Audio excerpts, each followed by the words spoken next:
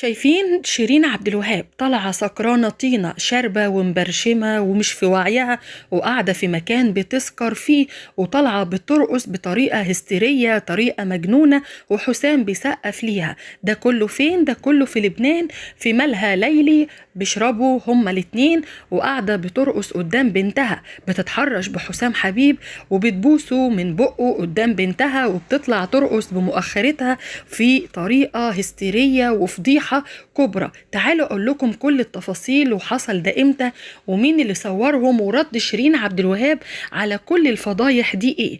طيب بنتها اللي قاعده دي يا جماعه بتتفرج على امها في وضع مخل زي ده، طب ليه والدها سايبها؟ ليه والدهم سايبهم في الوضع البذيء اللي شيرين بقت فيه؟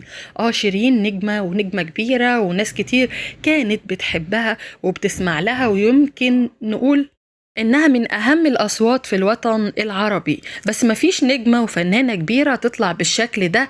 بس مش تستغربوا يا جماعة، دي واحدة طلعت قالت اللي يشوف حسام يتبول عليه، واللي يشوفه يتف عليه وهو عايش على خيري، وقالت عليه كلام كتير بذيء، وهو أيضا طلع قال عليها، وفي الآخر رجعوا هما الاتنين لبعض. والدتها اللي طلعت واتكلمت وقالت بنتي قاعدة بتشم وبتضرب مع حسام في شقة بقالهم 3 أيام وهما مش متجوزين.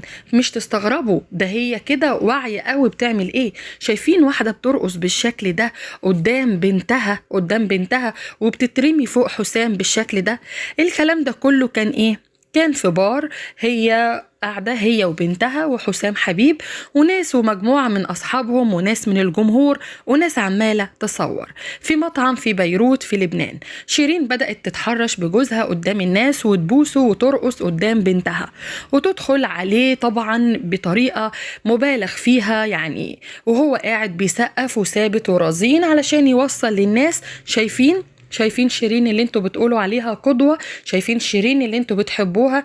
انا وصلتها لإيه؟ طلعت ترقص بشكل فاضح جدا. ناس تقولك انها كانت سهكرانة، وناس تانية تقولك خمرانة وطلعت فوق الترابيزة. حسام قاعد بيسقف لها وشوية وهيقوم ينقطها. أساسا الشكل اللي كانت طالعة فيه كان شكل اشمئزازي خالص، حاجة وحشة جدا. طريقة الرقص هستيرية بطريقة مبالغ فيها، بس هو ده الوسط الفني، وما خفي كان أعظم. كلنا لسه شايفين منة شلبي، وأول داعمة ليها هي مين؟ طبعا شيرين عبد الوهاب، اللي تم إثبات إنها فعلا مدمنة. يا جماعة هي فعلا أخوها أخدها مصحة، ولكن قلبت على أخوها وعلى أمها. طب بنتها التانية فين؟ دي هنا مريم مش بتحب حسام وما بتحبش قعدته، وفعلا سابت والدتها من زمان من وقت ما رجعت لحسام. موجودة فين؟ موجودة عند خالتها شقيقة شيرين عبد الوهاب.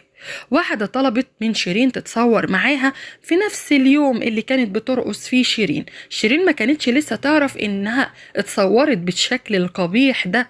لا، اللي طلبت منها تتصور كانت ساعتها بتصور شيرين اوريدي فيديو. شيرين طلعت وقالت والله انا مش جاهزة للتصوير في الوقت ده.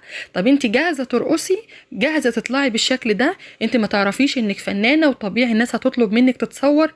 بلاش الموقف ده، خلينا نقول ده عادي. لكن اللي مش عادي ان بنوتة زي دي تكون موجودة في مكان زي ده كله شرب وستات وخمور وحاجات، كلها واضح قوي ان شيرين كانت سكرانة وفي غير وعيها 100%. وده كمان مش كلامنا، ده كلام ناس شافوها بعينيها.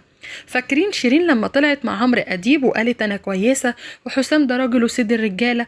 والله شيرين عندها حالة نفسية خطيرة، ومحتاجة طبيب نفسي تقعد جنبه بس ليل ونهار علشان تفوق من الغيبوبة اللي هي فيها. عمرو دي ما كانت فرحة، لأ مفيش فرحة بالمنظر ده، وتطلعي تعملي كل الحركات دي وناس تقولك لا ده بترقص بس بمؤخرتها وبتثير ناس. معرفش فين الإثارة، بس انتوا رأيكم هو المهم. قولوا رأيكم في التعليقات. يعجبكم ان بنوتة تكون في موقف زي ده قدام مامتها اللي بدأت تعرها حرفيا؟ ردكم يا جماعة، وأنا أسفة لو كنت طولت عليكم.